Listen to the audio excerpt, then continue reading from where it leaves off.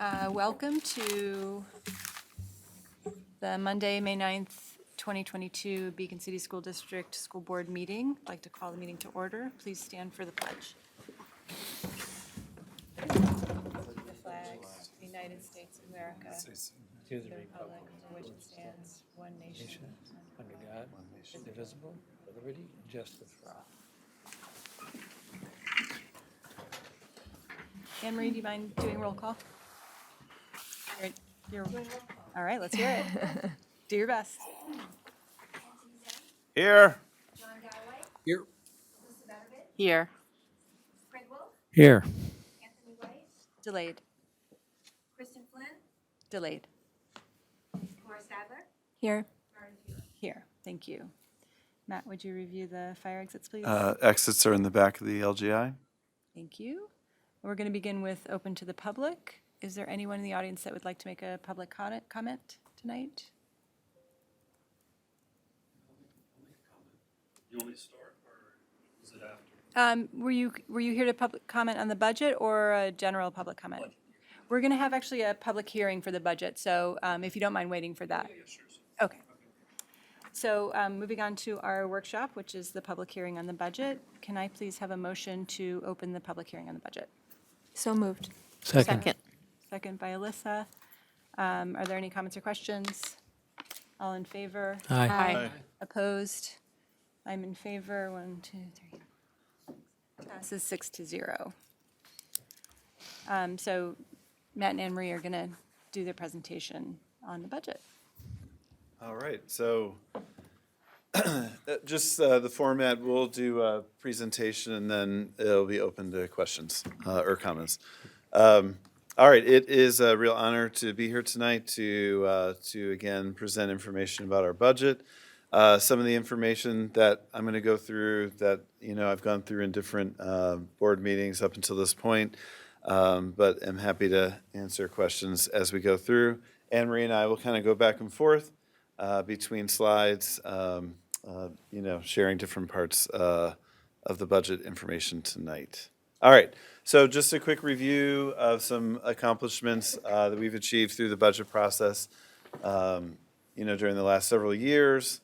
Not going to go through all of those, but some of the highlights are really decreasing class size at the elementary level, being able to start instrumental music a year early, increased coursework at the high school, have all been accomplishments.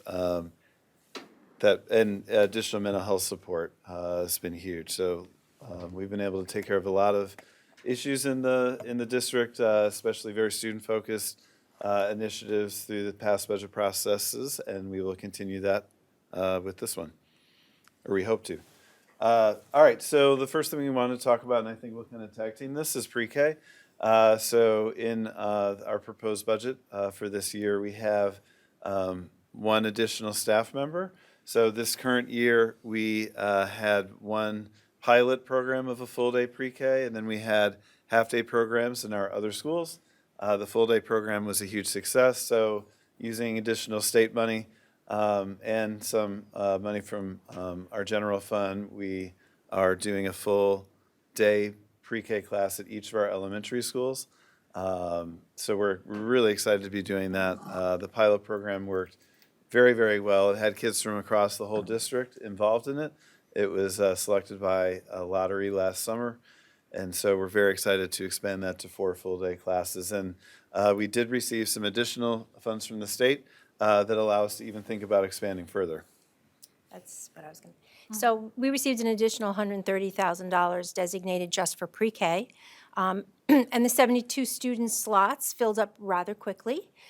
So we are able to add an additional teacher through the funding. Obviously, it's not 100% paid for by the pre-K grant, but it's the same percentage that we had before for general fund. So we would be able to offer 2 full-day classrooms in one school, and then the other 3 would get a full day.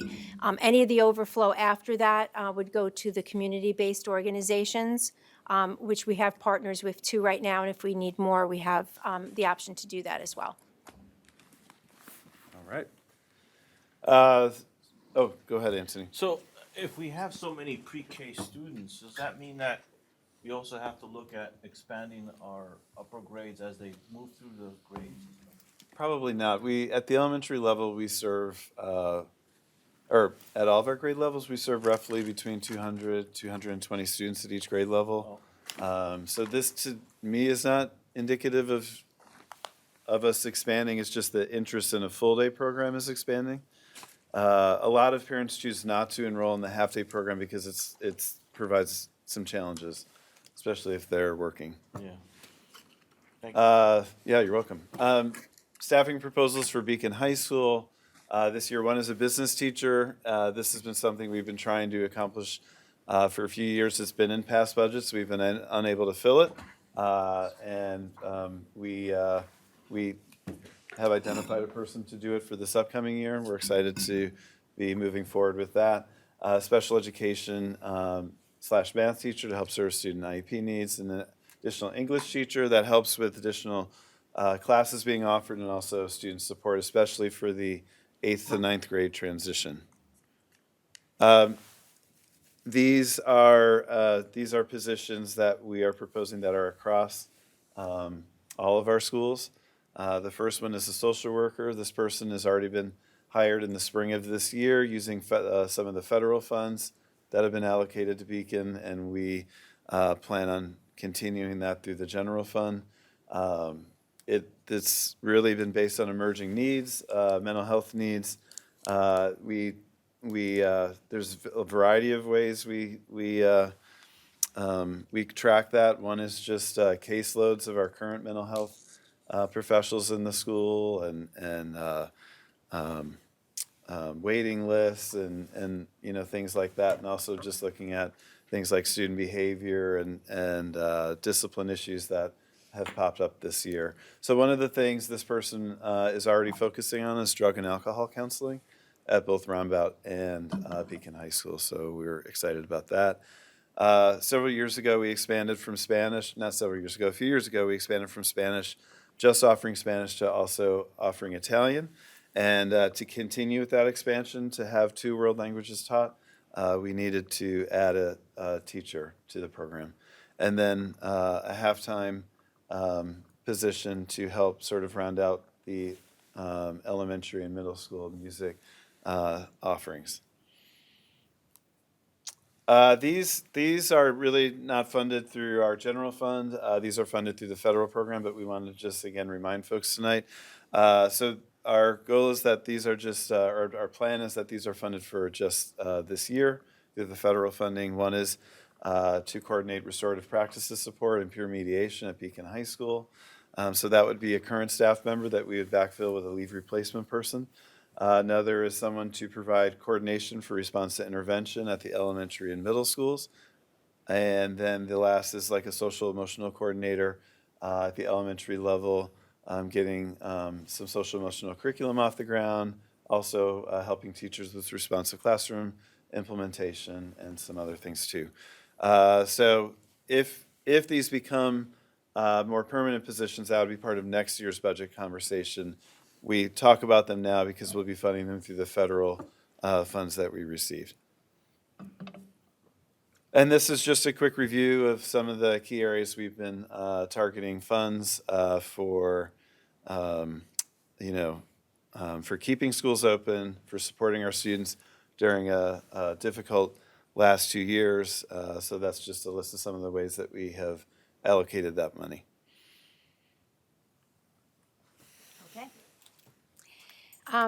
So this very small font slide shows the calculation of the tax cap, which we do every year. It's filed with New York State on March 1st. So for Beacon this year, we can raise our tax levy by 3.87%, which is one of the higher percentages in the county, and that's really based on the second line, the tax-based growth factor. Beacon is still growing. They do take into consideration the amount of properties that are coming onto the tax rolls, and so they compensate for that through a growth factor. The allowable growth factor, the second line in blue, is more about the traditional 2% that everyone talks about when they talk about the tax cap, but that's a certain portion of the calculation. So overall, I just like to show this slide just to kind of show where we are and just say where the percentage is at the bottom. So this is basically just a snapshot of our budget and how it's getting paid for. So obviously the tax levy number on the top is important because, again, it ties into the tax cap. You'll notice the percentage there on the top is 3.7% because we're leaving a little room in there for the bus proposition, if that passes as well, so that we get up to the total max of the tax cap. A couple things to notice on here, we utilize fund balance and reserves. We are using a little bit more of fund balance and reserves because we were able to save money this year using some federal stimulus money.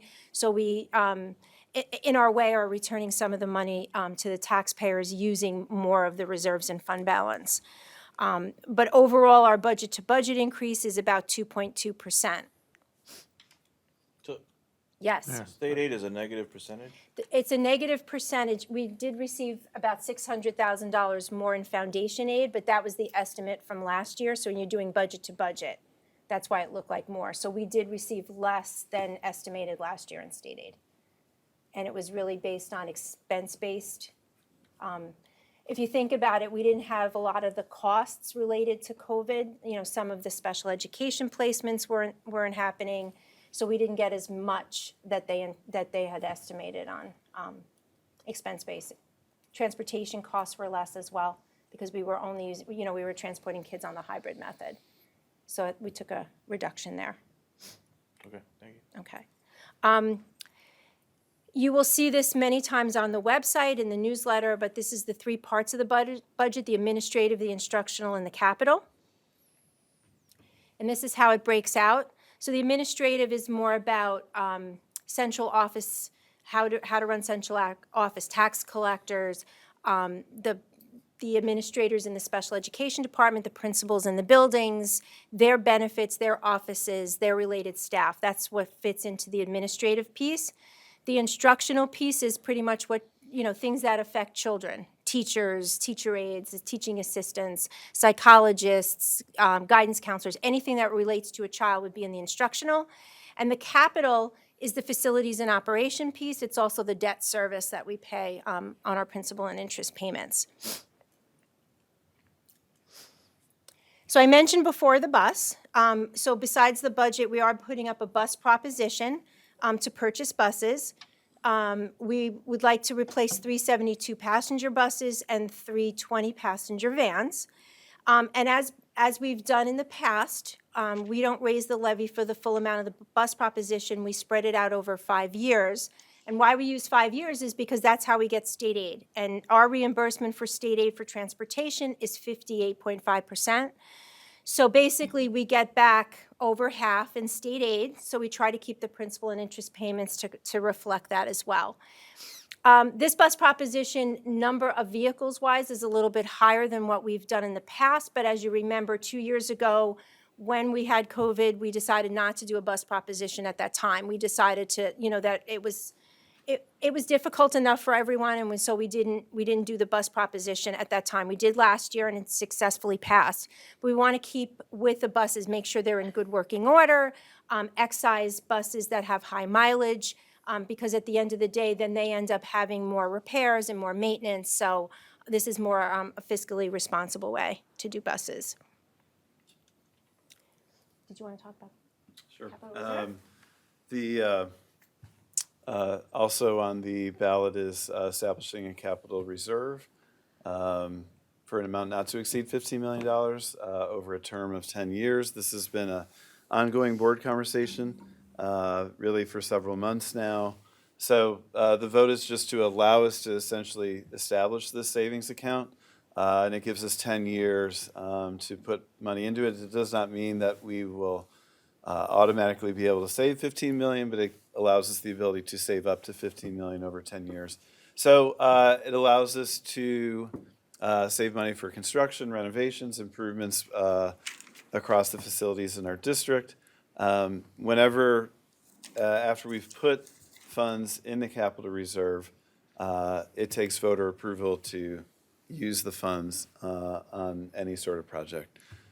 So there's a lot of voter approval from the capital reserve part of this.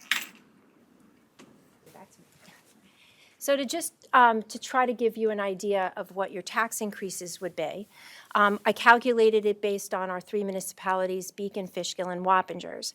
I do want to alert you that I'm using the current assessed values, the ones that we used this year to actually calculate the tax bills. We do not get the new assessments until the summer. I also know that I know in the city of Beacon, I think in Fishkill and Wappingers also got a letter saying their assessments were increased, which always makes people worry. But I also want you to realize that other people probably got the exact same letter, especially the city of Beacon. We're seeing the assessments rise. So know that just because your house may have gone up in assessment, probably so did everybody else's on a reval. Also take into consideration that this does not reflect all new properties that are coming onto the tax roll. So every year for the last 4 to 5 years, we've had new properties come on, especially with the city of Beacon. So that's not reflected in there. What it did do over the last 3 to 4 years here in our school district is actually lower our tax rate per thousand because there was more properties to spread the levy over. So I always look at this slide as like worst case scenario because I'm using current assessments. I don't have the new data, but I wanted to use the levy just to give you an idea. So in Beacon, on an average home with basic star, your taxes would be increased with this budget about $110 a year or $917 per month. In Fishkill, the increase would be $145 a year roughly or $12.08 a month. And in Wappingers, it's $146, $12.17 per month.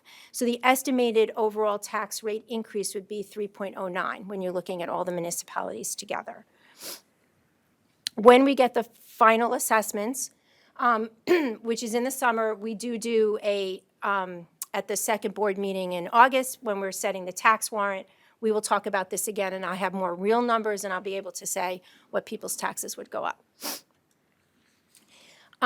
This is just a bar chart to kind of see where we are in Dutchess County, and I always found this very interesting. So Beacon's, this is tax rate per thousand. So Beacon's tax rate per thousand is in the lower portion as opposed to other neighboring districts like Arlington, like Wappingers, like Hyde Park. So I think it just gives us a good comparison. So if you have the same home in another school district, you'd be paying a lot more school taxes than you're paying here in Beacon. So I just thought this visual was a little bit important to kind of show overall. The contingency budget, I just want to explain what that is and what that does. In a contingency budget, so the vote would be May 17th, and we'll talk a little more about that. If for some reason the budget doesn't pass, the board has a decision whether to go to contingency budget or to have a second vote in June. And more likely than not, that would be the choice because you are not allowed to raise the levy to be more than what it was last year. So if we did that, we would have to take out $1.7 million of cuts in the current budget that we're putting to the voters. So that's a significant decrease. It talks about all the things that Dr. Landau spoke at the beginning about all the nice things we were able to add and all the programs we wanted to see. We'd have to look at them to try to cut them out. So I just want people to be aware of that, when they're voting. And these are things that are not included in a contingency budget. So non-mandatory equipment purchases, certain student supplies, facility use of our buildings would look very different. And people that would have to pay full price to use our buildings. Computer hardware that's not for educational purposes, all those things would not fit into a contingency budget. And so the 2022-23 budget that we're putting to the taxpayers next Tuesday, that supports lower class size, the full athletic program, the music and arts program. Dr. Landau mentioned also the 4th grade band, which was a great success. Academic electives that we've worked really hard in the high school to put in, extracurricular activities, high school clubs, and the mental health support.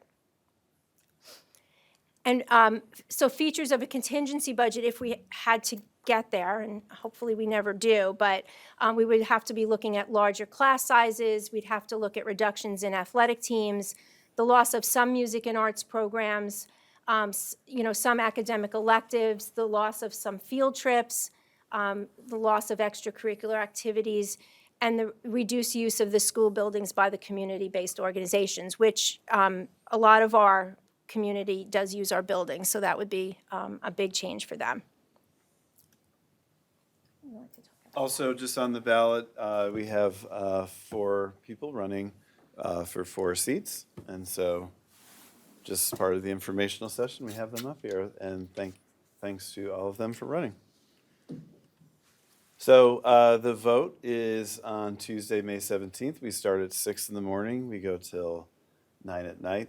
For City of Beacon residents, it's at Beacon High School in the gym. And for Town of Fishkill and Town of Wappingers residents, it's at Glenham Elementary in the cafeteria, right? In the cafeteria.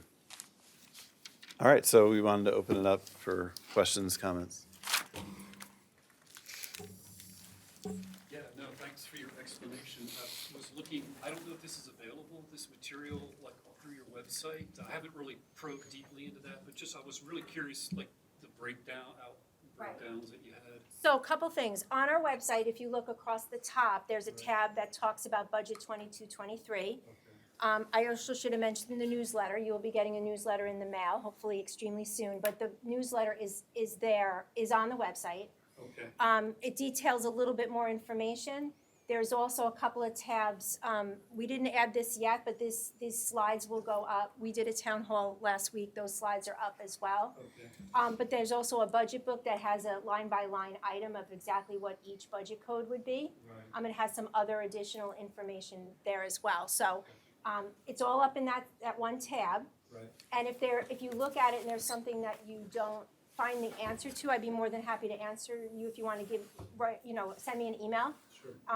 Or, you can always call on the phone or just, sometimes it's confusing a little bit. Sure, yeah, exactly. But we will load all these slides up on there tomorrow morning. Okay. Another question I had is why the discrepancy between the average house in Beacon versus Fishkill and Wappingers? What's the discrepancy? There's more houses in the value of the house.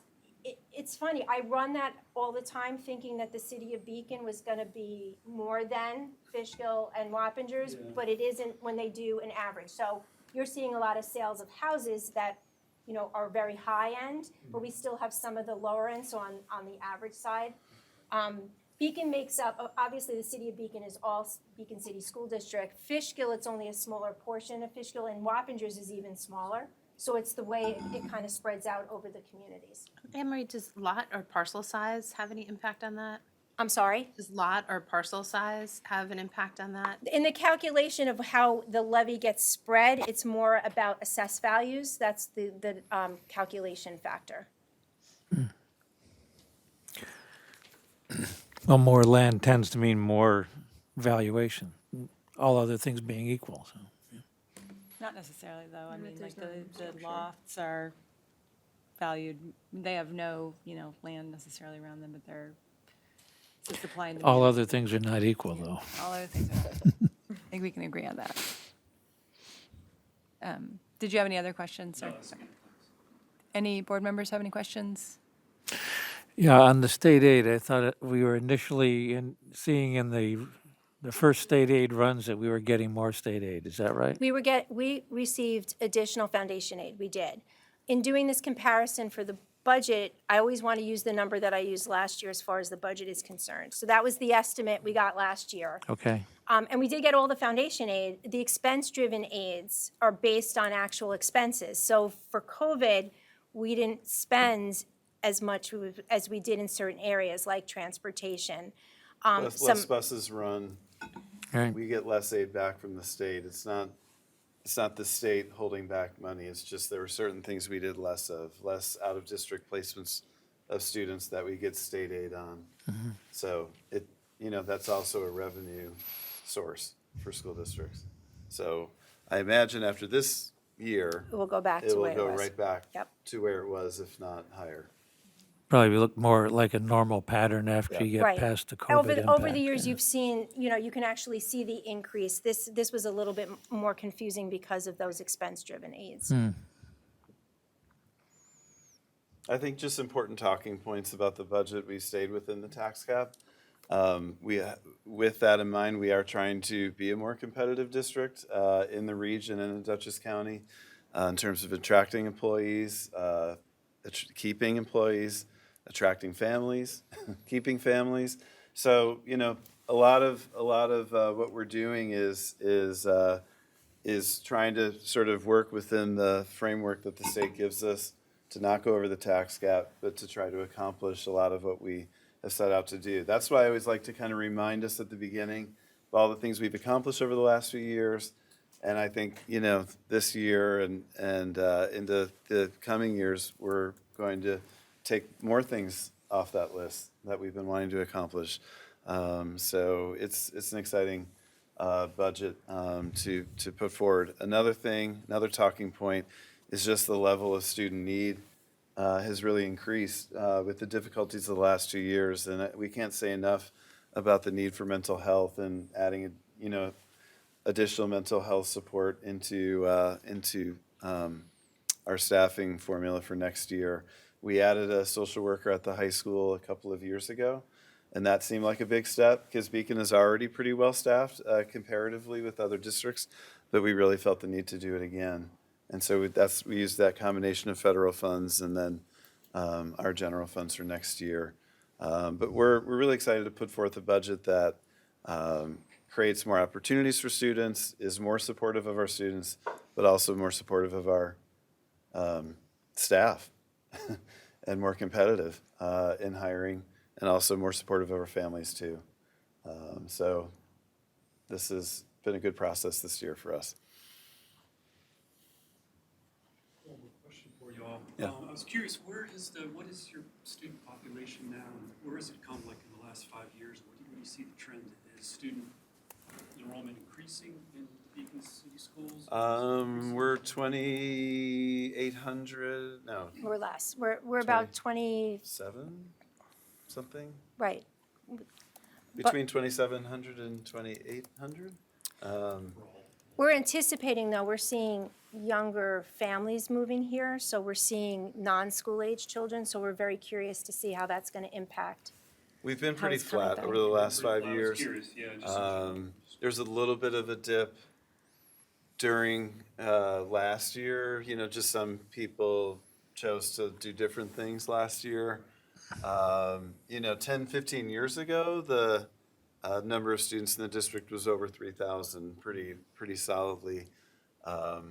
We did a enrollment projection like 3 years ago with an outside through BOCES, and they were projecting slight increases kind of over the next 10 years. It's been so disruptive the last 2 years. My sense is we're probably going to start seeing those slight increases, but probably nothing major that would require huge building changes. That's just my that's the sense I pulled from that study we did and just sort of watching each class come in. The high school and the middle school, we have a decent amount of space, to accommodate more students. The elementary schools do get a little bit more crowded, partly because we've done a lot in reducing class size at the elementary school, so that uses more classrooms to do. But we're maintaining right now.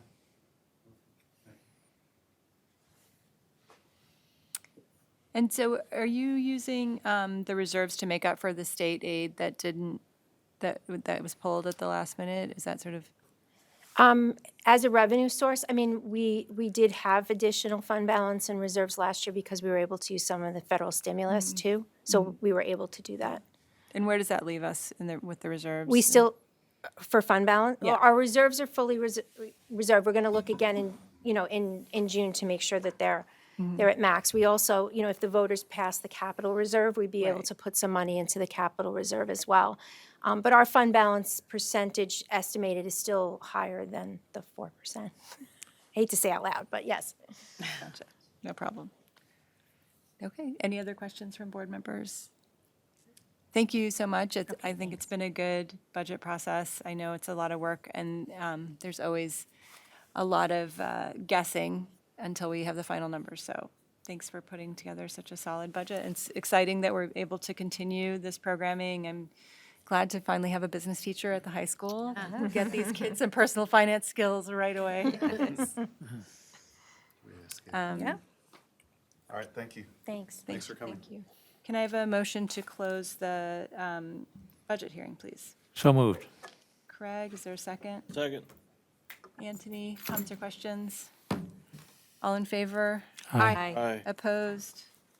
I'm in favor, passes 7-0. So next, we have our capital project update with Perry Sheldon. Hi, Perry. Here or there? Yeah. Or actually, where would you? That's fine. I mean, well, you don't have any slides or anything, so No slides. wherever you You can just feel go more from right there if comfortable. you want. Yeah, that's whatever feels right to you. I'm not high-tech, That's fine. That's fine. but for those that we haven't met face-to-face or haven't met at all, I'm Perry Sheldon. I'm working for you through EnviroScience, a consulting firm that provides director of facility services to school districts throughout this part of the state as necessary. And I will just take a moment to say, I'm thrilled to be here. I tell you, I didn't know much about Beacon. I know more about it since starting in February, and it's a great community, great school district, and I'm looking forward to helping you find and get a permanent director of facilities. And I feel optimistic that we can get a good person in to step up to the plate. So. I just want to jump in for a second. Perry was an experienced facilities director in Red Hook and retired from there and has been doing this. I think you're helping out another district in this process too, but we also feel really lucky to have Perry as our search continues for our new director of facilities. We hope that this summer we can finalize that and have a new director in. Even with a new director, we plan on continuing to work with Perry, especially during this part of the capital project to help transition a new person in, to work with the new person, but also to kind of help us coordinate the capital project still. So I've been talking with Meredith and Flora about agenda setting, and we just thought Perry coming in and doing an update on where we are with the capital project would be helpful as we get closer to the summer. And there's a lot of different things happening. Well, and another great thing about Perry, are you a former school board member or a current school board member? Former. Former. I served 3 terms on the Hyde Park School District. So you understand who you're dealing with I've here. been on and- that side of the yes, table as yeah. well, and I think that gives me a good rounded experience. I also was very active in the PTA when my children were young in Hyde Park, so public education is very near and dear to me, and I plan on making it my work for the rest of this time. So. Thank you. And I'll warn you, I can go on and talk, and I can get a little technical. If I start to see anybody nod off, I'll try to pick up the pace and move on. So, but just, thank you for having me here to discuss your capital improvement plan.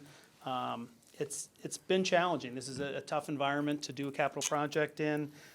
Things are constantly changing. The availability or lack of availability of materials and equipment causes the team, and we have a good team. You've got Tetra Tech architects. Here's your design professionals. You've got UW Marks, Jeff West here tonight. So I think we've got the right team together to make for a good project. And everybody's had to bring their A games in because, like I say, it's a constantly changing process of what's available and what's not. I'm going to just kind of run down through. The plan had basically 4 projects identified, A and B, which were planned for summer of 2022. C is planned for the summer of 2023, and then D is planned for the summer, fall of 23. And they're different scopes at different buildings, and they make more sense when you look at the whole global picture. Project A is a roofing plan or roofing project at the Beacon, at the high school and at the middle school.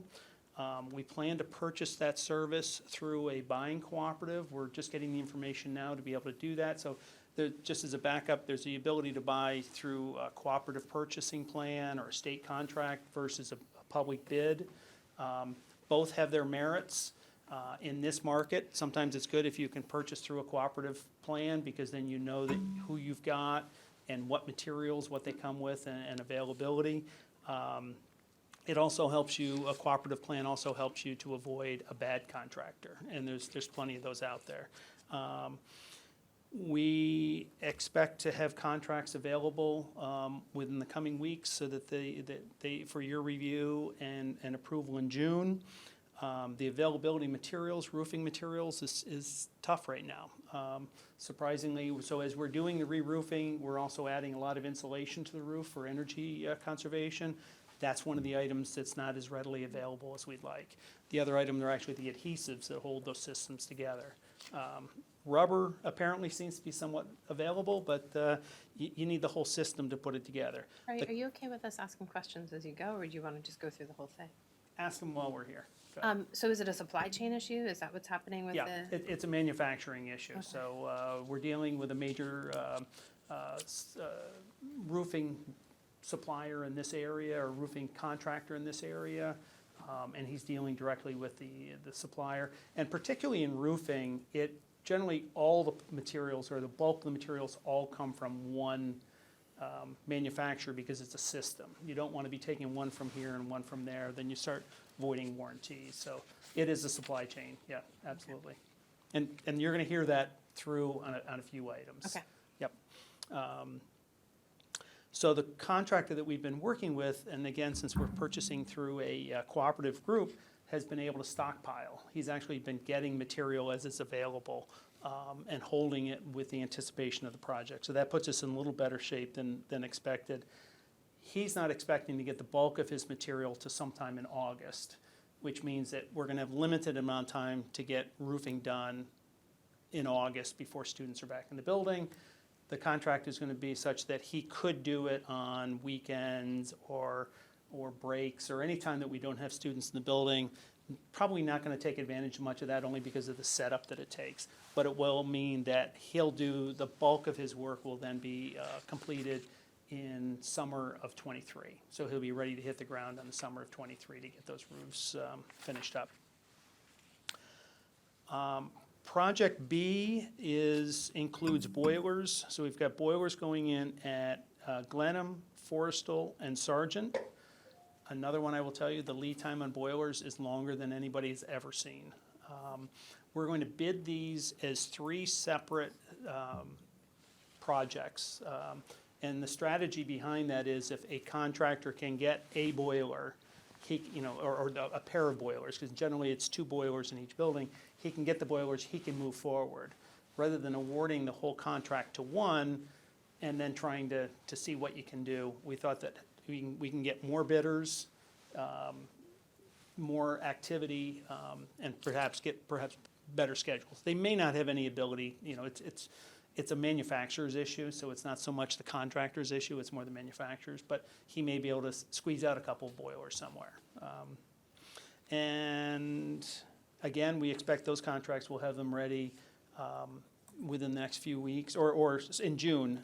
They'll be going into bid, so that we'll have contracts in June that for your approval, so then we can award them. And we won't really know what that schedule looks like until the contract is awarded. They reach out to their manufacturers to say, okay, here's the boilers I need, how long is it going to take to get them? And then we'll build the schedule based on that. If we can get the boilers in what I call the shoulder, before the shoulder season, so when we don't go into the heavy heating season, so October, November, if we can get boilers in that time frame, we have 2 boilers in each building. So we actually could take one boiler out, put a new boiler in, get it up and running, and then take the other boiler out. I wouldn't do that in December, January, February, but you can do it in the shoulder season. So we'll take advantage of whatever we can based on whatever the schedule of material is available.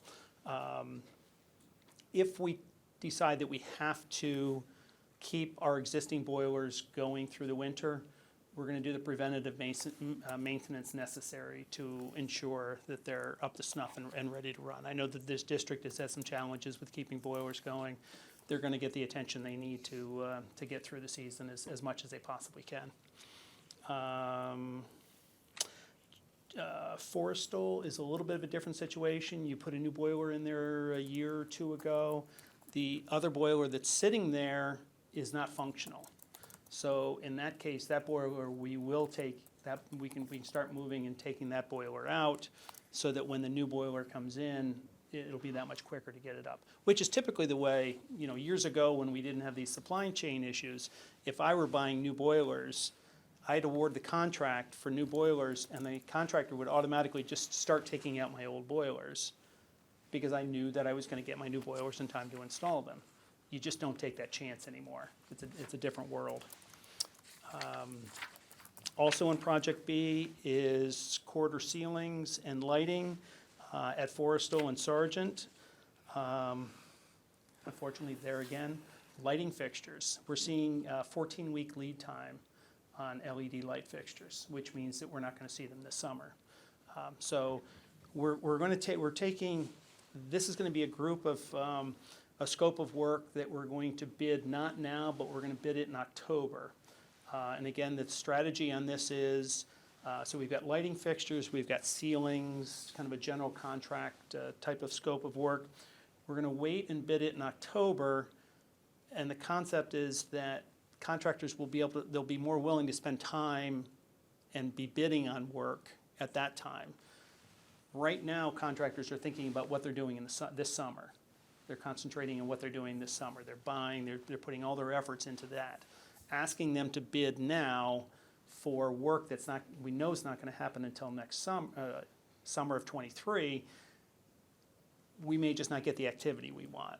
So we put it off. October is a slow time typically for contractors. They do their summer work. They're doing punch lists in September. By October, they're looking on.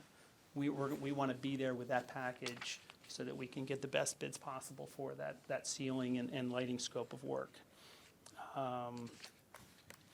We have a few windows that we're replacing at Forrestal. That will probably also be bid just because it's kind of a standalone or kind of a separate group of work.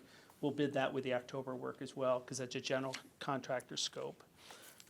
Site work we have, and site work includes paving at Sargent, also paving at Roundout, both the drop-off loop and the bus loop and parking lots.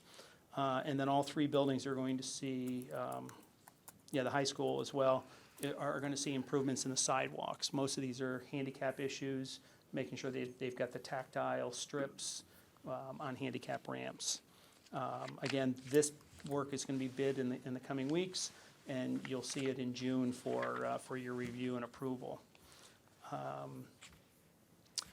We've recently learned that the components necessary, so we've got electrical upgrades at Roundout Middle School. And the electrical components for that upgrade of the service are not going to be available for 24 to 38 weeks. So that too is work that we were planning on this summer and up to just a week or 10 days ago we were planning on. We had a meeting, we were talking about summer school. I'm thinking we were going to have to bring everybody to the high school because Roundabout would be without power. Then we learned the lead time on the materials. So that again is going to be a delay. We're going to bid that work this coming month so that those can be awarded, those long lead items can be ordered, and we can be ready for June, July of '23. So we're starting to identify a theme here. I'm just, so one of the things I'll be working on the next couple of weeks is we've been so focused on the budget the last few weeks, but communicating with the public about the whole community about some of these delays.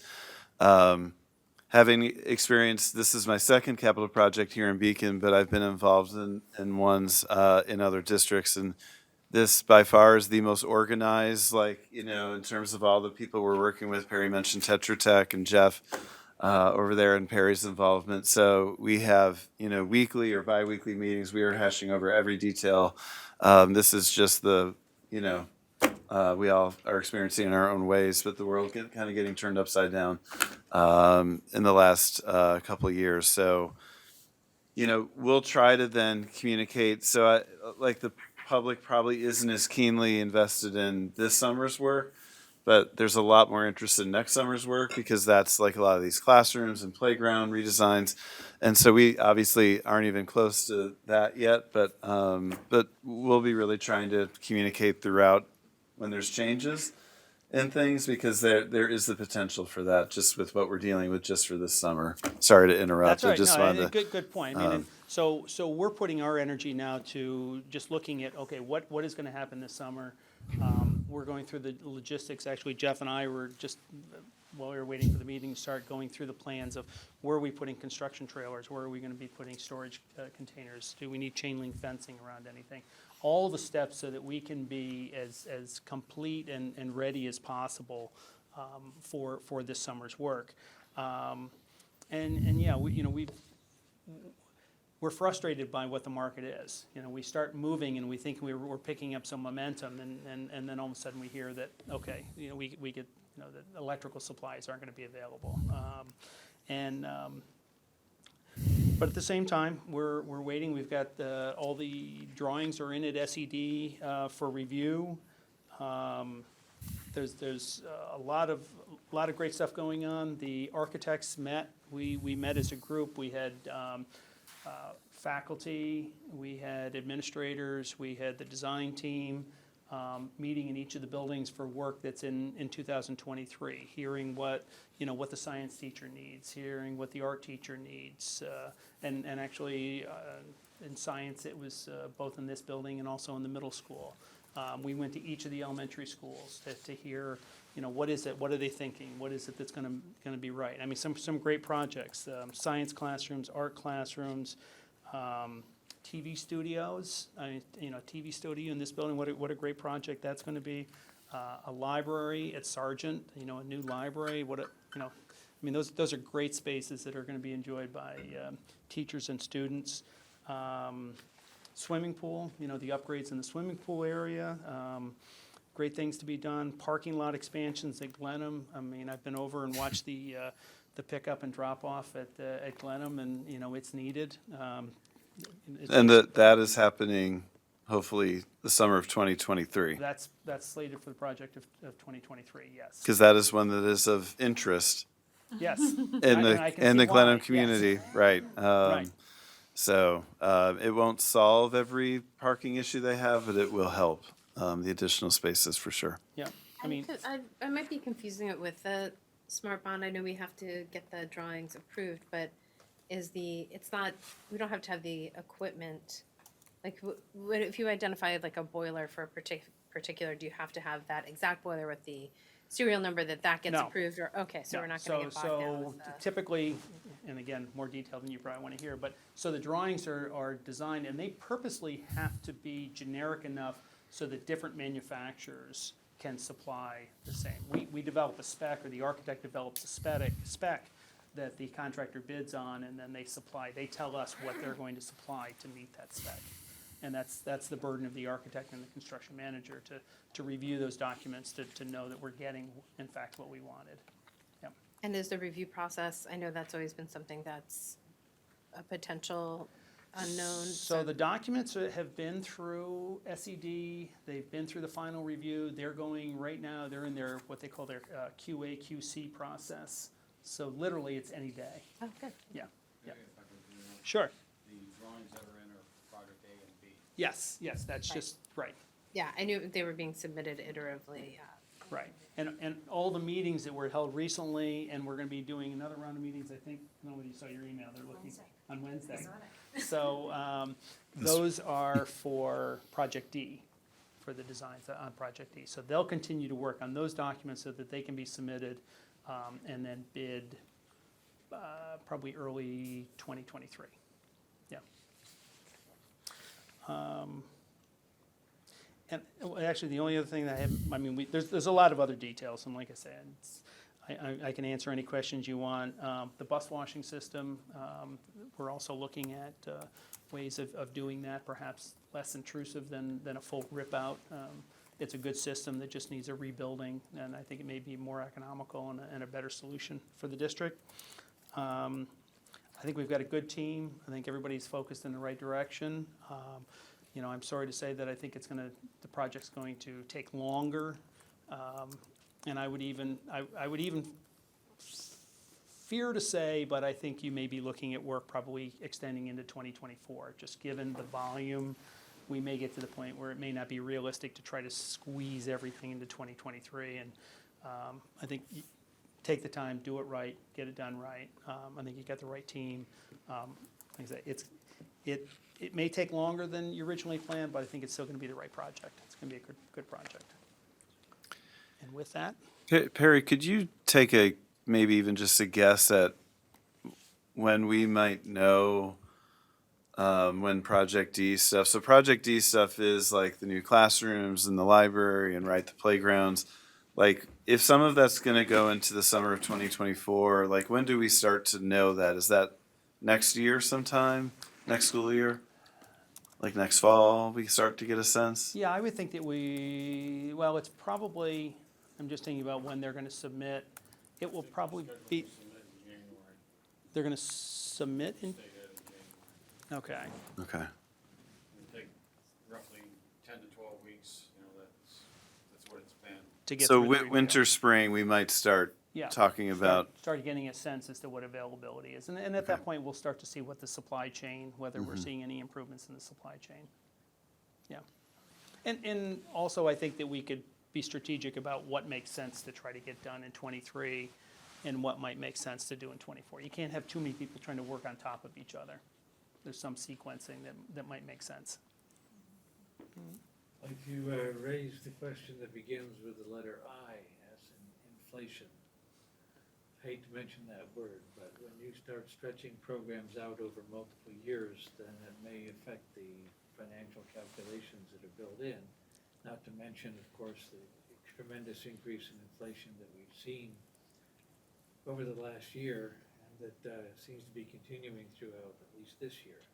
Have you done any analysis on that front to talk about yet? I have not done anything that I would suggest would be an answer in one direction or the other. One possibility, one of the things to think about is I think that we are seeing, prices that are reflecting a reaction to COVID operations. And there's a possibility that we may see some of those numbers start to actually come down, where people start to realize that, okay, we don't have to operate under this same umbrella all the time.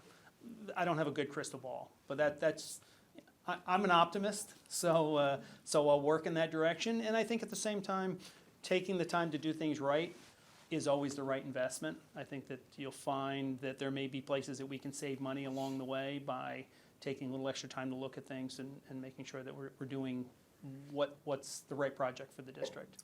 But you're not seeing things that we're specifically identifying and ordering, like the roofing system, the cost of that is astronomically higher than you would.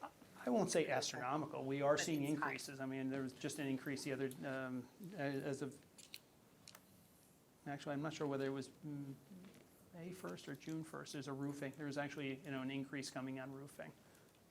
It's Based on petroleum. yeah, yeah. Thank you so much, Perry. Thank you. Thanks, Barry. Yep.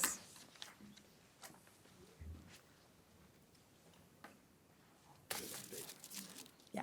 And we actually decided in our PRAL meeting that we will clip this report and put it with our budget, or I'm sorry, our capital project information on the website, so it'll be easily found. Nice little by- snippet.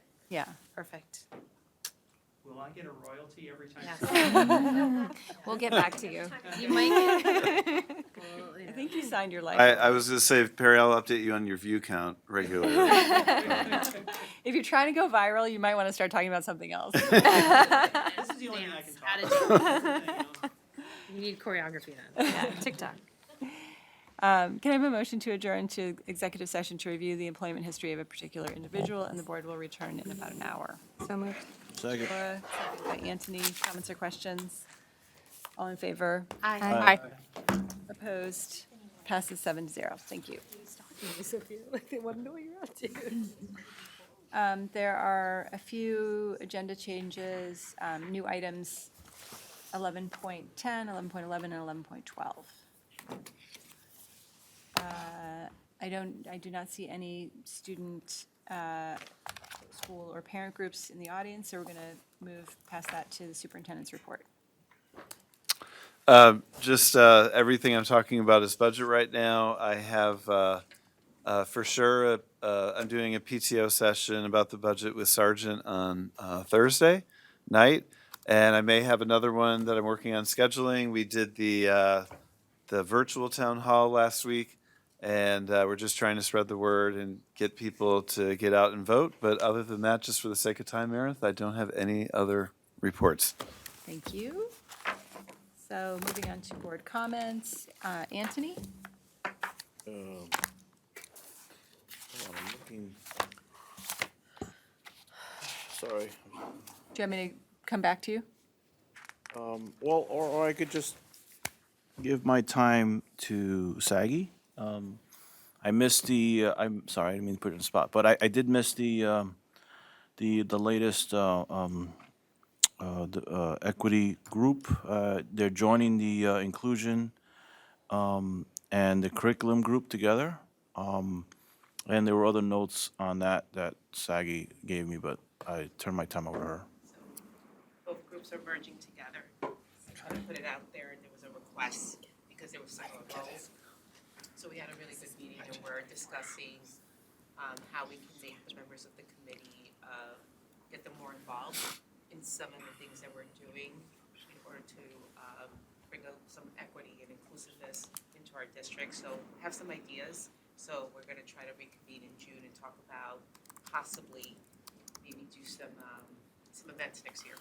Oh, great. Yeah. Awesome. You know, and they can help with the planning and advertising and stuff like that. So, because I know they're anxious to be involved. So.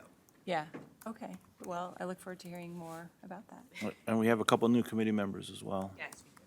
Oh, good. We have Well, very that's, good committee members. oh, that's exciting. Excellent. Okay, thank you, Anthony. John? I've got none.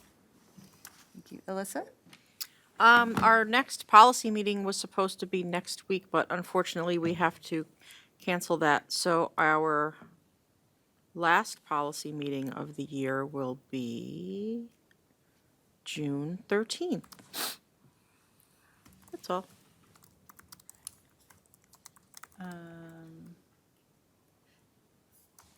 Sorry, I just want to make sure I have it. At least that's what's on my calendar. Okay, that sounds good to me. I mean, we could Monday, change June it. 13.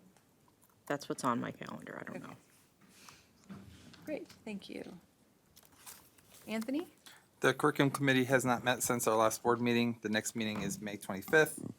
The curriculum mapping sessions will happen on Wednesday, May 12th. Topic mapping and learning sequences, guided reading books, and mentor texts are being received. Some schools will be creating book rooms. The Spring iReady benchmark is underway. The benchmark window closes on Monday, May 30th.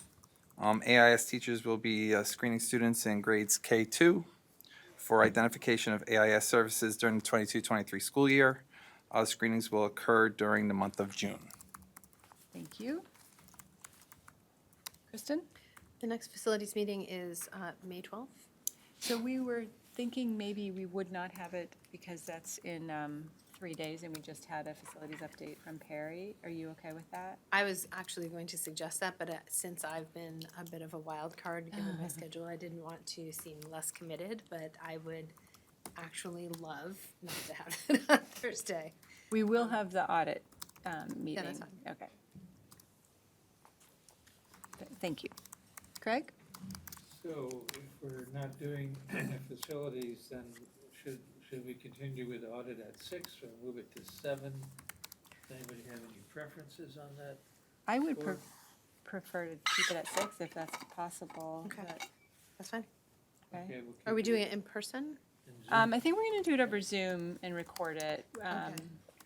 Yeah. 26th then, Thursday.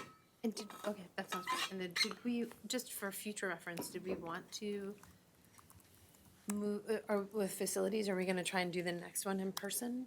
Are we I gonna- think so, Okay. yeah. The emergency amendment was extended to June 8th, and so there's So a go lot of just outside. COVID going on right now, and so we thought, let's just do it over Zoom, and, Yeah, the moved numbers it. are, so, Yeah. okay. Right, great. okay, great. And, sorry, Craig, I think I interrupted Okay, you. that's good. My thinking right now is turning to this question of electric buses. And I find myself kind of split down the middle. The environmentalist side of me is pleased to see that the state wants to push so far and so fast on this subject. The economist side of me is a little worried about the financial impact of doing it, given where those numbers tend to roll out. Those buses right now are a lot more expensive. The proposition that we're voting on in our election here, it averages out to $91,000 per vehicle. That's 3 big ones and 3 vans. So those numbers are different depending upon the models, but if they were electric, they'd be way higher at today's prices. And who knows what tomorrow's prices will be. Could be worse, could be better, could go different ways. I think we need to do a lot of study very quickly and try to get a handle on it so that we can be prepared and possibly have some advocacy. That we talked about it a bit in our committee meeting earlier tonight, that this could be another subject where we might want to speak out. I'm concerned about the fiscal impact, because I've noticed that although we get very good turnout, favorable margins for our budget and our bus propositions, I've noticed that the bus propositions usually pass by a little bit less.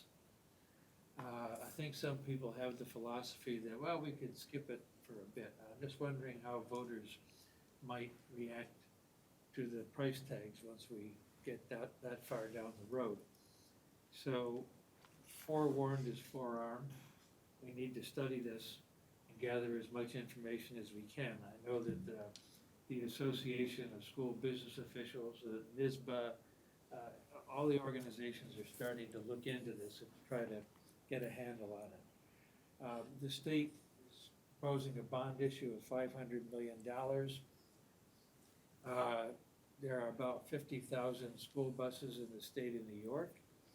That comes out to about 10,000 per bus, assuming you got it. That's not quite gonna equal the delta. So I see trouble down the road. And, but on the other hand, in the long run, there's a huge health benefit from going to electric instead of having all those diesels running around the district. So what we might want to consider is trying to expedite this by maybe getting one electric bus so we can start figuring out what the impact is, how to repair them, how to maintain them, how to operate them. I wouldn't want to have to suddenly be thrown into this ill-prepared. So that's my preliminary thinking on this subject. Thanks, Craig. Flora? Yeah, so we just had our prawl meeting, and I did a little bit of an update during the meeting from the Dutchess County School Board Association meeting that we had last week. One thing that I noted for everyone is that the Dutchess County School Board Association is buying every board member the book, How Not to Be a Terrible Board Member, and they will be hand-delivering them to the district. That's every district in Dutchess County. But the point being that there are a lot of vignettes in the book, and we've discussed the book during the meetings, and it has a lot of great examples of just, how to be an effective and productive board member. And we were discussing the possibility of using it for our next retreat in terms of talking about effective communication. So that was something that came up. We also talked about bringing in NISBA for an Ask Me Anything session at the next retreat. And the reasoning for this is we were talking about getting them to come in and talk to us about NISBA resolutions once the booklet comes out. And the idea is that it would help us be better informed when we vote on the resolutions, but it's also a really good sort of crash course in the biggest issues that are sort of the most pressing issues that are happening in school districts. We also talked about some things that we'll be sending to the entire board. For instance, we are talking about putting together a flyer that outlines major benefits and accomplishments of the district, and sort of, putting together a language to introduce maybe new families to the district and what the schools are all about.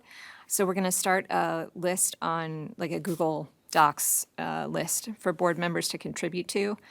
So I can start that and I'll send it out by email. We're also working on some advocacy on free school meals. We had talked about how this is really a federal issue, but it was recommended that we use the Lower Hudson Education Coalition Voter Voice platform online, and it's great. It's very effective, and it sort of sends your email to everybody along the chain from federal on down. So we have some draft advocacy statement that I will share with everyone, and we can kind of work on it together. And then at the next board meeting, we can go ahead and approve it. And then I would ideally, we'll share it with the school community so that they can also take part in the advocacy.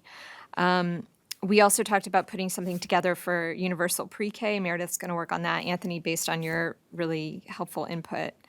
And we discussed electric buses as well, which Craig has already covered. So that's about it.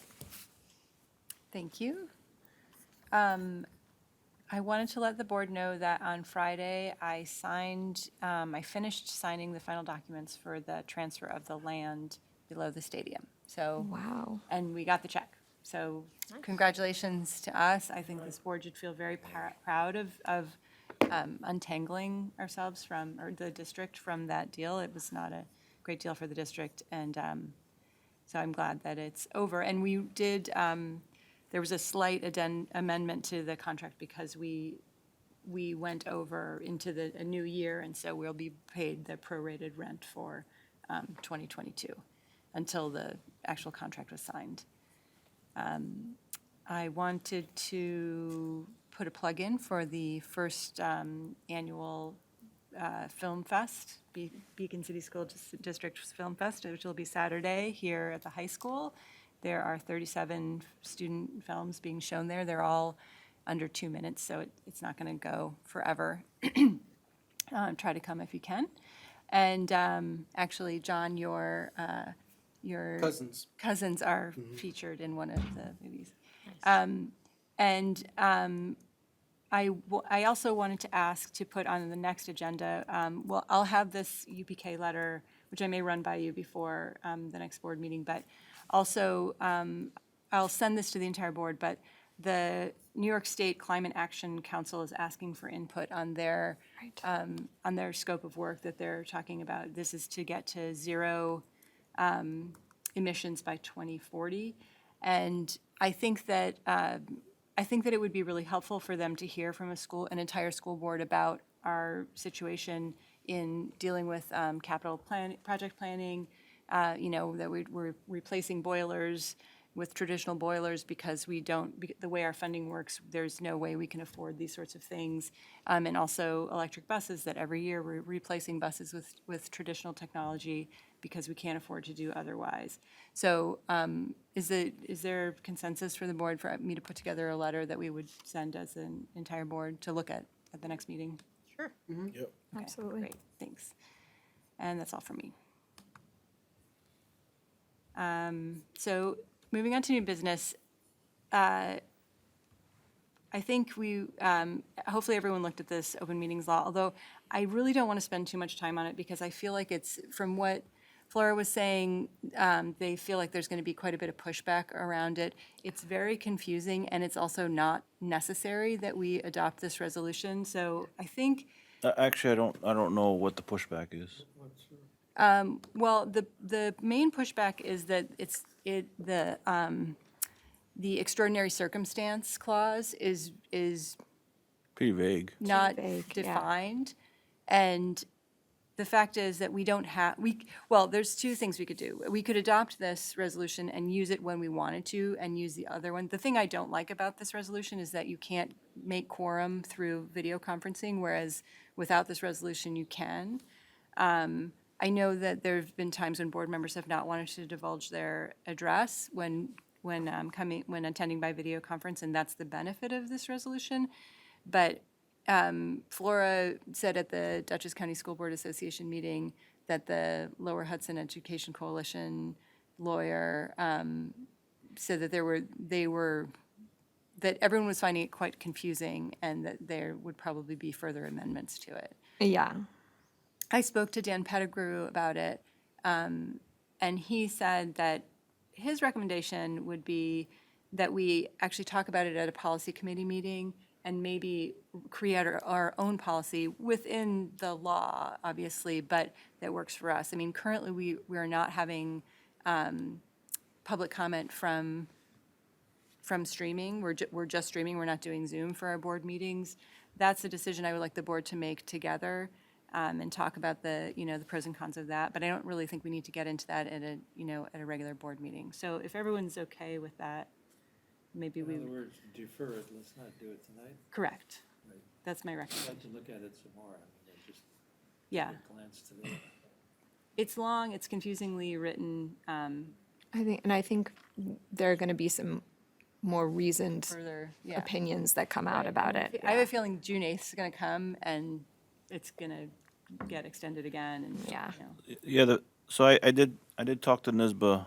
The feedback I got from them was yeah, I mean, currently, like you said, that we can call in as long as we disclose our address in the notice of the meeting. currently. And we would count towards quorum. Activating this other option you can't have both. Correct. So, so if someone was to call in, that's not covered under that new law, they won't be able, the pro is that they would be able to vote. Let's say, for example, a board member, their flight was delayed, and they're just gonna take it from the airport or something like that. You know, I mean, obviously, unless you're a ticket holder, you can't get into that section of the airport, so, you know, it wouldn't count towards open meetings law, but with the new law, if you had a quorum in the building, it would. Just quorum in the building, you know, you don't have to count towards the quorum, and you can still vote from the airport. Yeah. Well, so let's, but- do you mind if we talk about it at a policy meeting and Yeah. sort of try to fine tune something that feels like it works for us? No, yeah, what I'm saying is the system's not exactly broken, except for like maybe perhaps when the pandemic hits. So, Right. so I kind of agree that we don't necessarily need to do it, but I don't think it's known that it's an either-or situation, that there's pros and cons to both. I agree. Yeah. Okay, so we'll put it on the agenda for the next policy meeting. Okay. Great, thank you. So moving on to the consent agenda.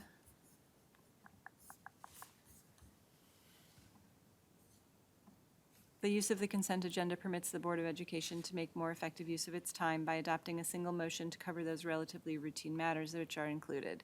Any member of the board who wishes to discuss individually a particular piece of business on the consent agenda may so indicate, and that item will be considered and voted on separately, thus preserving the right of all board members to be heard on any issue. Are there any items that any board member would like to have removed from the consent agenda? 11:05. Any others? Can I have a motion to approve 11.01 through 11.12, less 11.05? So moved. Second. Whatever.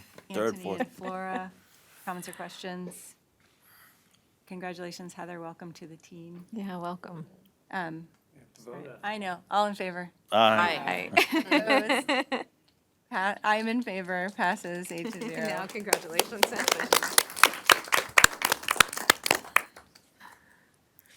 Can I have a motion to approve 11.05? So moved. Second. Anthony, Just, comments or questions?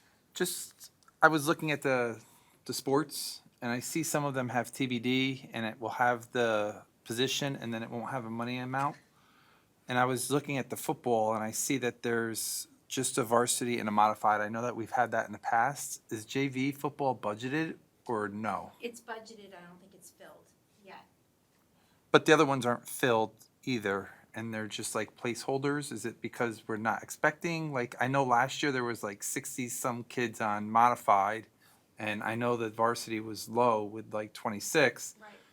So I didn't know if they were looking into possibly doing a JV or, So I know he's done a couple of different configurations, so we budgeted for the model he had last year. I'm not sure how he's gonna do it, I can ask him. when you say you budgeted for the model last year, that means that you wouldn't have budgeted for a JV coach, or it is in the budget? He had two different, he called it something different, so there was a JV, it wasn't a JV coach that was filled, but he had more football coaches, I don't exactly remember. I mean, obviously, he kind of fills the positions as he needs them, I haven't had a conversation with him. And I didn't either. I just was like curious because if the numbers are like there's 60-some kids for modified and there's like 30 ninth graders, and I know that there were like 20 ninth graders this past year, right? That would be enough to fill a JV team. So then there could be a varsity JV and We'll modified. ask John and we'll let you know. Yeah. I just didn't want it to be not a realm of possibility. No, that's a good That's for question, I sure. can No. ask him. It's because and It was the a only huge thing that team last sparked year. it was I saw like the volleyball says TBA for modified and then it has an amount. So I didn't know if it was just placeholders for what was budgeted and it wasn't budgeted, or that was just the clarity. Okay, I'll get that information for you. Okay. Any other comments or questions? All in favor? Aye. Aye. Opposed? I'm in favor, passes 8-0. Can I have a motion to adjourn to executive session to review the employment history of a particular individual, and the board does not expect to take action? So moved. Second. Anthony, Flora, all in favor? Aye. Aye. Opposed? Aye. In favor, passes 8-0.